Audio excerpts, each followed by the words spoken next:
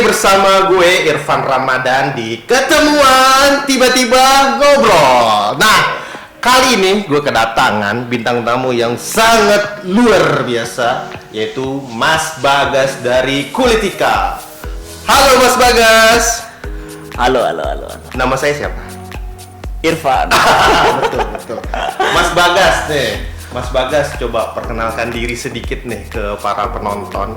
Biar kita pada tahu nih tentang Mas Bagas nih dari Kulitika, sedikit aja. Oke ya. Nama dulu deh. Nama tadi kurang lengkap kayaknya harus lengkap. Apa? Bagas Kulitika. Biasanya kan kalau kita nge-save nomor kan pakai ada brandnya ya. Brandnya atau yang diinget brand produknya ya. Misalnya Bang Zul pena, Bagas iya. Kulitika, Iman Galon. Oh gitu. Boleh lah. Jadi Bagas Kulitika. Nama kamu siapa? Bagas Prasetya. Bagas Prasetya. Nah, Mas Bagas nih, awal-awalnya nih basic pendidikannya apa nih? Basic ya? Iya. Apakah ada bisnis sebelumnya, kuliah-kuliah bisnis? Enggak sih sebenarnya. Suka ikut seminar-seminar? Kalau bisnis kita nggak ada saya sendiri nggak ada basic ya. Cuma dulu waktu kuliah emang karena suka jualan aja. Suka jualan. Nah, basicnya kebetulan teknologi hasil perikanan ya dulu. Background saya nih. Kuliahnya? Iya, kuliahnya teknologi hasil perikanan. Jadi emang kalau ngejalanin itu ya lebih menjiwai aja. Suka riset-riset tentang ikan, perikanan, dunia perikanan. Diversifikasi produk ya. Nah, pas kuliah tuh suka jualan apa tuh dulu? Pertama kali jualan di waktu semester berapa ya? Kira-kira semester awal. Ya semester 1, semester 2 lah. Lupa tuh. Semester 1, semester 2 dulu saya tuh tertarik ini jualan donat dulu. Ibu saya jualan donat ya. Relate. Ya, ibu saya jualan donat terus. Ini tapi saya nggak produksi sendiri. Saya ngereseller. Saya ngelihat tiap pagi tuh di depan tempat waktu tempat tinggal ya, berdomisili di Malang waktu itu. Ada tukang donat, tato. Saya tanya harganya berapa gitu ya. Kalau jadi reseller kemana ya Pak ya? Beli borongan. Ya akhirnya saya cari tahu tuh tempat produsennya. Sampai dulu ditanya kayak gini. Loh emangnya nggak malu Mas? Kan Mas mahasiswa nanti dorong gerobak. Oh saya rencananya nggak pakai gerobakmu ini, saya langsung bawa aja beberapa toples gitu nanti ke ini. Tapi kan jualan ngapain malu? Nah itu karena malu kan saya tuh sebenarnya nggak malu. Tukang. Wah. malu. Oh iya. Lanjut. Iya. Terus? Iya. Awal mulanya ke tempat produsen. Iya gitu. Dari tempat produsen beli bawa ke kelas-kelas. Iya nggak. Ya iya sih lebih ke ya keliling kampus aja. Khususnya di fakultas. Di Brawijaya. Brawijaya University. Oh berarti awal mulai tertarik jualan tuh dari kampus. Iya, dari kuliah. Sebelumnya SMA, SMP. Iya, ngelihat ya buat tambahan jajan aja sih dulu, nggak niat untuk buat bisnis ya, nggak niat buat berusaha. Dulu selain donat juga sepeda. Ya apa aja sih dari yang marginnya jualan sepeda. Iya, puluhan ribu sampai zaman kaskus. Ratusan ribu. Zaman kaskus, COD-an gitu. Iya, zaman pakai OLX. Bukan OLX dulu. Dulu Toko bagus. Namanya Toko Bagus. Saya lewat situ kebanyakan lakunya. Enggak, sebelum OLX namanya Toko Bagus. Oh gitu ya. Iya kan? Iya. Pokoknya Toko Bagus. Mulai COD-an, sepeda apapun ya jualannya. Dulu pokoknya saya sih lihat peluang ya, karena mahasiswa itu kan banyak yang rantauan di Malang tuh ya. Benar. Banyak yang rantauan. Berarti banyak yang pakai sepeda. Bukan? Iya, saya perantau. Saya kan Bekasi, Tambun.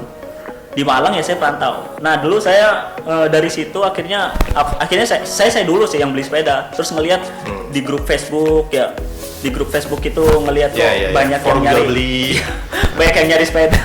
Ya akhirnya dari situ sih nggak kerasa kok enak juga ya. Awal mulai jualan tuh sepeda. Terus, sampai akhirnya produk sendiri dulu nugget pisang ya. Itu di hampir semester tua lah itu udah mulai berpikir untuk menciptakan usaha sendiri sebelum lulus. Tapi itu nggak berlangsung lama sih. Berapa lama? Karena emang nggak ngejiwai banget ya. Pisang nggak ada ikan-ikannya kan. Background saya teknologi hasil perikanan ya. Tapi kan ada basicnya tetap di kuliner. Oh iya. Enggak sih, sebenarnya teknologi hasil perikanan tuh enggak di kuliner. Enggak, maksud di nugget pisang itu kan kuliner. Terus sekarang kan kuliner juga. Kuliner kan. Karena ini bukan ke kulinernya. Apa tuh? Karena hasil riset dari dari nutrisinya. Wow. Ini bisa disebut fish skin, satu-satunya fish skin yang proteinnya tertinggi tuh. dan karbohidratnya terendah. Kenapa? Karena ikan salmonnya. Nah, dulu emang ini hasil karena pengolahan? Enggak, hasil riset saya. Wah. Jadi ini emang bekas skripsi sih. Jujur ini bekas skripsi. Ini definisi skripsi digunakan dengan baik dan benar.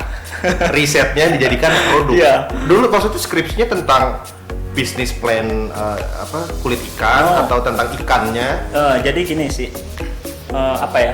Awalnya dulu sebelum skripsi emang saya ngelihat sih ya turut prihatin dengan angka konsumsi ikan di Indonesia. Benar. Jadi dari situ saya gimana caranya bisa bisa meriset, menciptakan suatu produk lah yang itu mudah dikonsumsi, yang biasanya anak Indonesia itu ogah-ogahan nih makan ikan karena amis dan lain sebagainya lah ya. Benar. Alasan itulah ya kita jadiin kudapan biar dia lebih lebih menikmati, lebih enjoy untuk makan. Iya, soalnya saya juga nggak terlalu suka ikan ya. Oh gitu. Pertama problem ikan adalah amis, ketulangan Ketulangan kan, duri kan.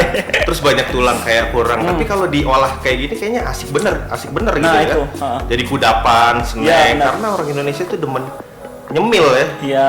Nyemil. Nah, sebenarnya ini agak melenceng. Kenapa ya orang Indonesia tuh angka kesukaan konsumsi terhadap ikan tuh kecil selain alasan yang tadi. Ini sih lebih karena memang ngelihat dari ini, jadi angka konsumsi ikan itu kita ngelihat dari bagaimana kesiapan ibu sebenarnya, ibu dalam menyajikan menu makanan yang basisnya olahan perikanan. Sampai riset ke keluarga ibu. Iya, dari ibu, karena memang yang setiap hari menyiapkan menu makanan siapa? Ya sebagian, ya kita bisa bilang masa bapak, sangat jarang. Ya, pasti ibu kan. Nah, ibu itu kalau di Indonesia memang mungkin saya masih belum lihat lebih jauh ya. Kita ngelihat tuh kebanyakan dari mereka emang bermasalah, banyak orang Indonesia khususnya ibu-ibu tuh nggak suka sama bau amis kan. Tadi yang seperti masnya bilang tuh. Cara mengolah. Iya, dia nggak telaten kebanyakan gitu. Apalagi yang memang ya kondisinya mereka yang tinggal di kota-kota besar gitu. Iya. Ya sangat kurang telaten sih kalau yang masuk. Iya. Soalnya kan Indonesia itu negara kepulauan ya. Negara bahari. Iya. Tapi percaya nggak, angka konsumsi ikan kita tuh masih jauh tertinggal sama Malaysia. Iya. Sama Jepang. Saya sering dengar tuh ikan Indonesia tuh kita jauh tertinggal. Iya, diekspor gitu. Jadi kayak banyak tuh kayak tuna kan tuh digemari orang Jepang ya. Nah itu sushi, kebanyakan jadi apa gitu olahan. Nah tapi orang Indonesia sendiri tuh nggak terlalu suka ikan. Iya, kebanyakan dari kita justru ya kalau boleh jujur tuh grade B, grade C-nya. Oh, sisaannya ya? Iya. Sisaan sortirannya. Iya. Tapi juga inilah pokoknya solusinya nih. Kalian kalau nggak terlalu suka ikan, kalian bisa makan kulit ikan. Waduh. Bisa diorder di mana nih? Bisa dipromo juga ya. Kita masukin aja kulit ikan, salmon skin chip. Nah, uniknya kulit ikan ini dari kulit salmon. Kulit salmon dan kulit yang lain sebenarnya. Kulit salmon dan kulit ikan lain. Nah, kenapa ikan salmon? Kenapa kulit ikan salmon? Ya. Oke. Ini berarti best sellernya ikan salmon. Sampai sekarang ya. Gini sih, kita ngelihat peluang juga ya.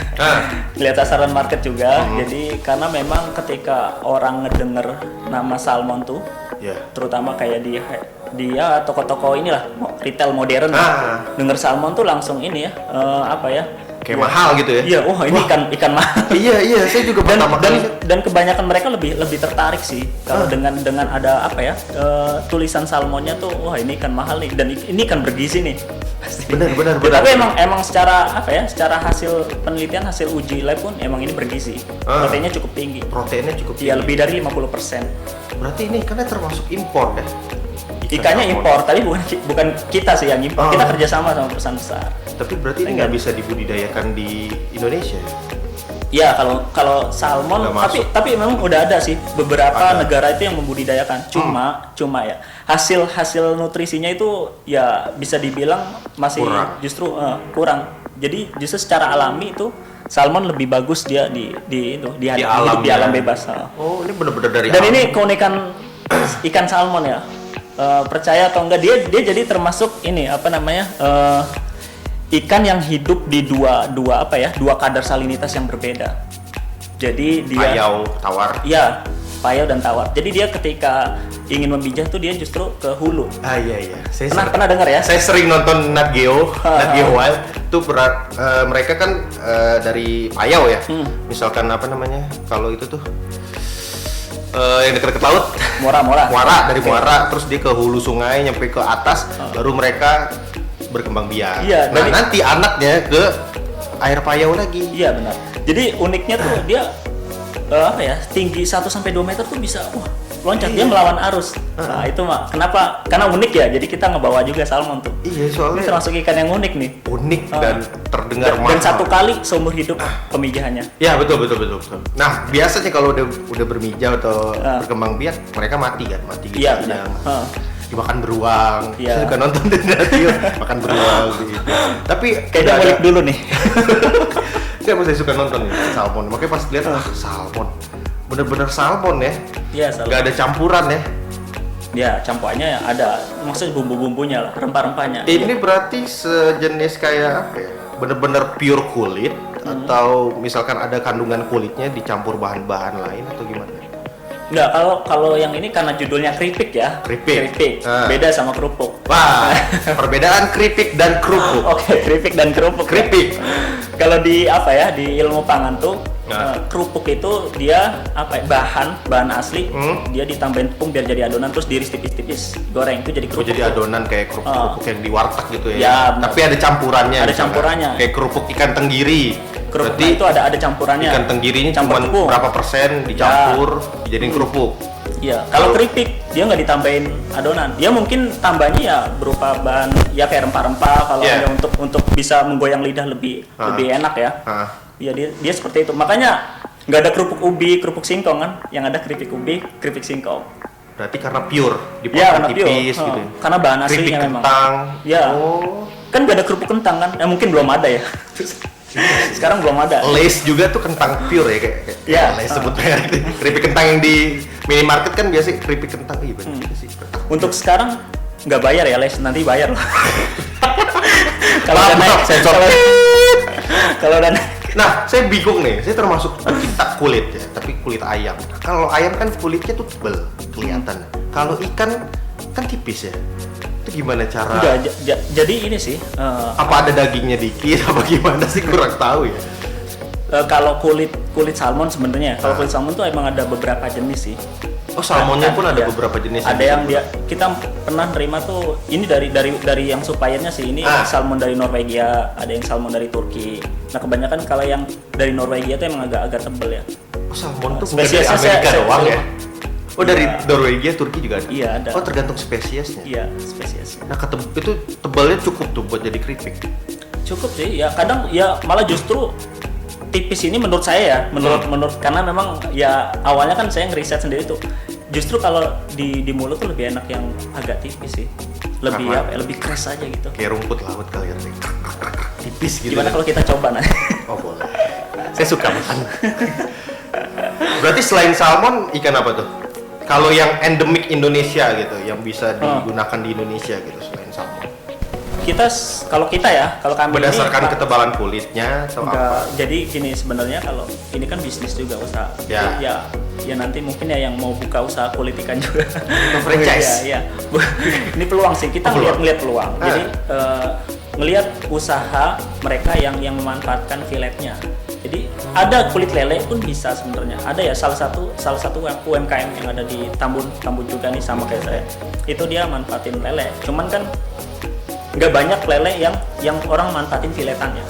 Banyak kan lele kan jadi pecel lele dan itu kulitnya juga dipakai. Filet lele jadi apa ya? Filet lele biasanya jadi nugget, bisa sih, nugget bakso gitu.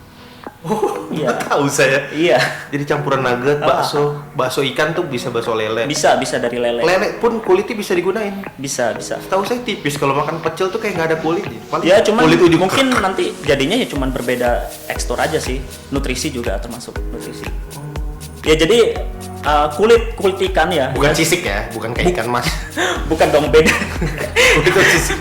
Makan sisik. Iya takut kan orangnya kayak wah ikan mas kan begini kan, sisiknya dimakan. Ya jadi kulitnya. Jadi kita ngelihat usaha yang dia memang hanya memanfaatkan filet ya. Di situ kita ngelihat peluang kan.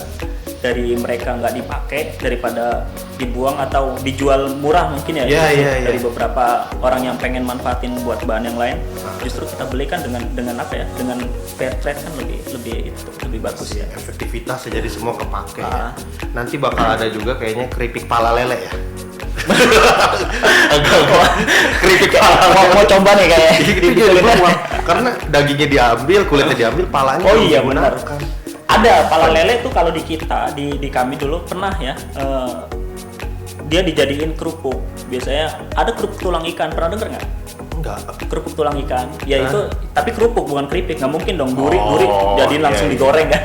Dia kerupuk ditambahin adonan. Tapi ya ngelihat di market juga cukup dapat respon yang baik dari masyarakat. Dapat respon yang baik cukup. Berarti palanya kayak mungkin dihancurin jadi. Iya benar kayak gitu, disangrai mungkin ya. Saya kalau untuk detailnya secara teknikal ya kurang. Cuman memang di situ dipercaya memang kandungan dari pala dan ikan itu kan kalsiumnya tinggi ya. Jadi mungkin ngebawa isu ke situ sih orang yang bisnis di situ. Kerupuk tulang ya atau kepala lele. Cukup unik ya baru jujur. Berarti gimana cara nih masuk ke masyarakat Indonesia? Kan mereka nggak terlalu suka ikan, makan makanan olahan laut lah, perikanan. Nah, gimana cara Mas Bagas masuk nih biar masyarakat suka sama keripik ikan? Oke, yang pertama justru itu menjadi tantangan buat kami semua, challenge ya. Kita mau masuk market yang dia tuh nggak suka. Iya. Yang dia nggak suka. Jadi ini sih kita lebih kita ngincer yang suka dulu. Ngincer yang suka dulu ya, sama sih kita minta testimoni. Dan kebanyakan sih ngelihat dari orang sih, 1 ya dari 10 itu yang bilang amis. Oke. Memang kecil amis banget ya. Memang itu ya dari kadar sensitivitas orang tuh beda-beda kan. Dari sensitif lidah itu beda-beda untuk ngerasain amis. Bisa juga dia dari telur asinnya, kan ada yang telur asin ya. Ada juga yang dari pure kulitnya gitu. Sebenarnya kalau saya sendiri ya karena nggak ngejas sih, tapi emang nggak amis, cuman memang 9 dari 10 tadi kayak saya katakan, 1 dari 10 itu bilang amis, tapi 9 dari 10 kebanyakan ini ibu-ibu ya, ibu-ibu itu bilang nggak amis. Ini kok bisa sih, saya yang awalnya nggak, ini dari ini sih kemarin menarik, ini dari dinas kesehatan ya. Mereka berkunjung ke tempat kami itu ada audit lah post market. Audit post market ya. Jadi audit setelah dapat legalitas kan biasa diaudit lagi. Yeah. Nah, mereka bilang gini, ini kok bisa nggak amis? Ini kamu apain? Ini awalnya saya nggak suka ikan jadi suka. Saya juga bingung. Gimana cara bisa nggak amis gitu ya? Apa karena kulitnya doang? Ada treatment pokoknya nggak bisa dikasih tahu ya. Dapur perusahaan. Berarti itu cara masuk ke masyarakat dengan cita rasa ya, ada varian rendang. Iya. Wah, ini cocok banget nih buat masyarakat Padang nih. Iya, selain saya Padang, terus gitu. Ya, Padang. Serius? Iya. Padang juga? Enggak. Bukan. Jawa saya. Mungkin kayak aneh gitu. Rendang kok ikan? Rendang itu daging. Iya. Kok bisa ikan gitu? Ya itu yang bikin orang makin ini sih, kita mancing orang untuk tertarikan biasanya kalau sesuatu yang unik dan itu harus dibuktikan dengan rasa kan. Kuliner yang pertama orang ini sih ya biasanya rasakan setelah penampilan, rasa nggak terbukti ya nggak bakal dibeli lagi. Karena kuliner tuh sangat sensitif ya. Kalau misalkan kita sekali coba nggak enak, ya udah selesai. Kalau sekali coba enak bakal terus. Iya. Tapi ini rendang tapi ikan. Gimana nih, kulturnya sangat cross kultur banget ya. Bisa masuk. Jadi gini sih ceritanya ya. Kenapa bisa jadi rendang?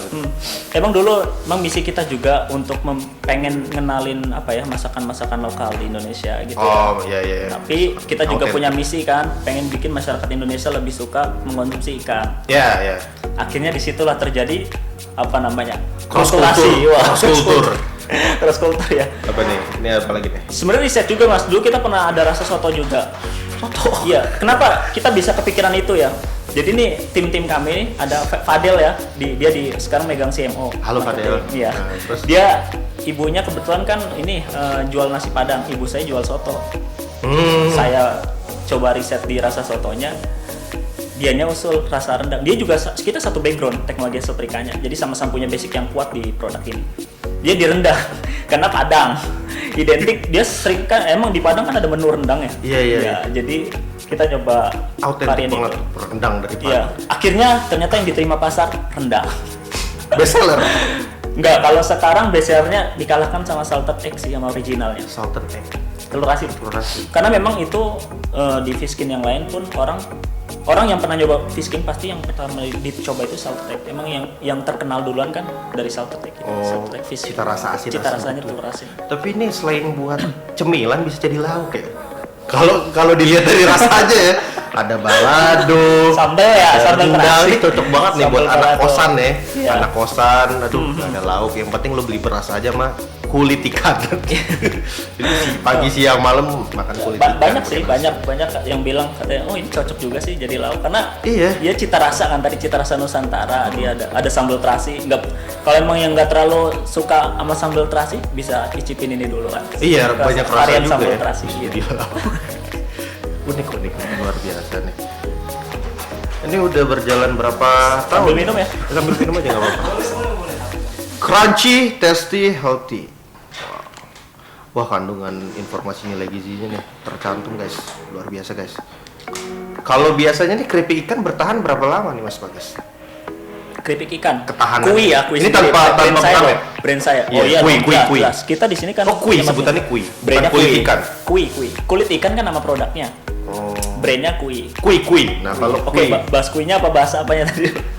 Produknya, ketahanan produknya. Ketahanan produk ya. Kalau di kami sendiri produk kami ya ini ya. Yeah. Yang kui sampai sekarang. Kalau sekarang sih 1 tahun ya. 1 tahun. 1 tahun.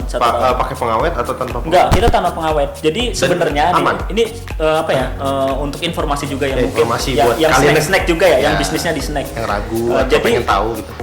Usia simpan produk itu dia ditentukan yang pertama itu dari kemasan. Semakin protek, semakin bagus, semakin tebal kemasannya dan bahannya aluminium foil ya. Oh. Itu lebih kuat sih.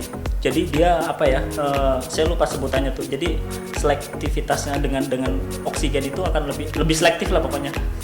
Oh. Jadi dari kemasan bukan dari produknya, cara pengolahannya. Pengolahan juga pengaruh. Selama pengolahannya juga kita jaga dari kontaminasi bakteri dan lain-lain ya. Ya itu harus dijaga juga dengan syarat. Tapi pun kalau memang itu bisa dijaga, kemasannya enggak ini, tetap saya sebelumnya kan belum pakai kemasan ini dong pertama-tama. pasti ada trial dan error kan. Iya, pertama jualan dulu ya karena ya modal nggak besar juga kan ya. Dulu itu masih pakai ya kertas plastik ya. Di tahun berapa tuh mulai jualan? 2020 September. 2020. Dan sekarang pas kita ulang tahun. Wah, yang kedua. Happy birthday Kui. Thank you. Oke. 26 September ya. 26 September. Ya, pas hari ulang tahun Kui datang ke podcast ini. Kebetulan ya. Tapi sebelum jualan Kui jualan apa tuh? Sebelum Kui nih kan kulit ikan. Kan pas kuliah donat tuh. Iya donat. Ya dulu lulus sih saya jarak antara yudisium dengan memulai bisnis itu sekitar 2 bulan sih. 2 bulan. Dan dulu saya sempat kerja jadi tukang inilah jaga stand kebab. Dulu tapi misi saya tuh sebenarnya ini sih emang pengen tahu proses bisnis di perusahaan kuliner tuh kayak gimana di bisnis kuliner. Luar biasa. Jadi emang di situ saya ini diheranin juga sih sama yang wawancara. Kamu lulusan UB, kamu mata-mata, dikira mata-mata. Kenapa mata-mata? Iya enggak, karena ya kenapa di sini mas banyak ini loh. Enggak sih pas saya mau belajar aja gitu. Oh karena jaga kebab? Iya, karena jaga kebab loh. Tapi dari kebab? Ya ini sih, karena memang dulu saya kan ya untuk pengalaman bisnis ya cuman itu hanya sekedar jualan biasa. Kita belum tahu belajar bisnis proses bisnis modern UNHPP dan lain sebagainya ya. Ya saya belajar dari situ sih. Berarti sekarang udah tim ya? Udah tim, alhamdulillah kita ya di tahun ini tuh ada sama ya pengelola dan karyawan ya 6 orang. Wah, 7 orang ya. Pasti dulu awal-awal pas merintis bertiga dulu kita. Oh langsung bertiga? Dulu saya pernah ngerasain nyisik yang dulu ini kan prosesnya banyak nih. Kan saya juga usaha maksudnya ya. Pasti nyari barang, nyari supplier ya. Supplier, pengelola. Iya. Pasti zaman dulu tuh nyari kulit gitu ya. Iya. Packing sendiri. Kirim konten. Ngonten sendiri. Masa-masa ini, masa-masa perjuangannya. Sekarang alhamdulillah ya. Udah 2 tahun guys. Sekarang hari ini ulang tahun Kui. Alhamdulillah, masya Allah, tabarakallah. Nah, kalau saya selalu suka nanyain tentang mimpi kecil ke orang-orang ya. Kalau Mas Bagas sendiri nih, pernah nggak sih pas kecil tuh kayak punya ambisi atau mimpi? Wah, suatu saat tuh gue pengen Mimpi kecil, cita-cita bukan bisnis. pengen jadi dokter. Oh, enggak, beda ya? Iya kayak gitu. Oh gitu ya? Maksudnya kayak Tersirat. suatu saat kayak ada tersirat atau manifesting. Wah, suatu saat gue harus punya usaha di bidang kuliner karena apa gitu, atau wah gue suatu saat pengen jualan makanan karena gue suka makan gitu, atau apa. Kayak dulu kecil tuh kalau ditanya cita-cita ya, saya jawabnya pengen jadi manajer gitu. Nggak tahu manajer apa. Masih Gitu masuk terus. memanage. Iya. Terus manajer. Iya, ya seringnya itu ditanya sama keluarga, orang-orang terdekat. Pengennya jadi manajer. Karena dulu emang terinspirasi sih ngelihat apa ya dari Pak Le. Wah, jadi manajer keren juga ya. Ya gitu doang ya. Namanya anak kecil kan. Lihat kayak penampilannya kayak cool gitu. pasti kan ada yang buat pas kecil tuh kan kayak kita punya sesuatu yang kita idam-idamkan, idolakan atau cita-cita kan kayak wah suatu saat gue pengen apa gitu. Berarti dari manajer lihat Pak Le. Manajer kan tapi karyawan ya, nggak tahu sih. Tapi kan mau manage Ya masih masuk ya. Malah jadi bosi, kan sekarang kan. Iya. Jadi bos mengelola semuanya. Sampai akhirnya keripik ikan salmon ini guys. Wah luar biasa sekali ya. Oke. Terima kasih Mas Bagas untuk hari ini. Terima kasih kembali.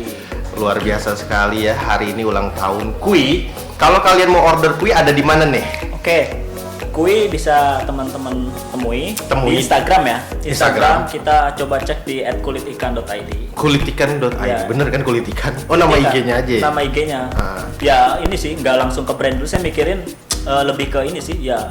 Kebanyakan orang nyari kulit ikan pasti ke kulit ikan dong, nggak keyword. Iya, keyword. SEO ya. Iya. SEO. Iya, lebih ke kulitikan.id. Terus diorder di bisa di ini langsung ke link bio-nya bisa, nanti di link situ bio ada ke Shopee jalannya. Sini nih nanti diedit. Ada ke Tokopedia. Terus ya, gitu. Tokopedia Atau ke websitenya juga bisa, bisa diorder website. www.kuifiskin.com. Kalau mau ke store-nya, store-nya kita ada di Hypermart. Beberapa cabang Hypermart, khususnya di Jabodetabek ya. Oh, udah masuk ke Hypermart? Ya, alhamdulillah udah masuk. Sebut merek kalau Hypermart biar pada tahu ya. Di Hypermart, di supermarket. Di Jakarta tadi saya lewatin tuh ada Toko Buah Nusantara, di situ juga ada. Di Toko Buah Nusantara. Distribusinya di Jabodetabek. Jabodetabek terbanyak untuk toko oleh-oleh ya. Untuk toko oleh-oleh dan retail modern. Atau di daerah lain? Daerah lain ada di Batam, kita di M Block Market juga ada. M Block Market. Batam. Di Padang ya, Padang M Block Market. Di Batam itu toko lapis WBK. Oh, pusat oleh-oleh. Iya, pusat oleh-oleh. Daerah-daerah. Dia main di bandara juga. Sama kayak waktu dulu Irvin pertama kali terkenal muncul tuh di bandara Singapura ya. Irvin. Saya enggak nyebut. Enggak apa-apa. Pionir yang pertama terkenal ya. Oh iya, masuk sih distribusi di situ. Iya. Luar biasa. Oke, terima kasih luar biasa. Sampai terima kasih kembali Mas Irfan. Apal nama saya? Apal dong. Mas Bagas dari Kui Kulitikan, kalian bisa order di Instagram, Tokopedia, atau kalian bisa cari di supermarket terdekat Hypermart di Jabodetabek. Di daerah Padang juga ada di M Block Market dan di Batam di airportnya. Luar biasa nih. Kulitikan, Kui temennya ngemil sehat.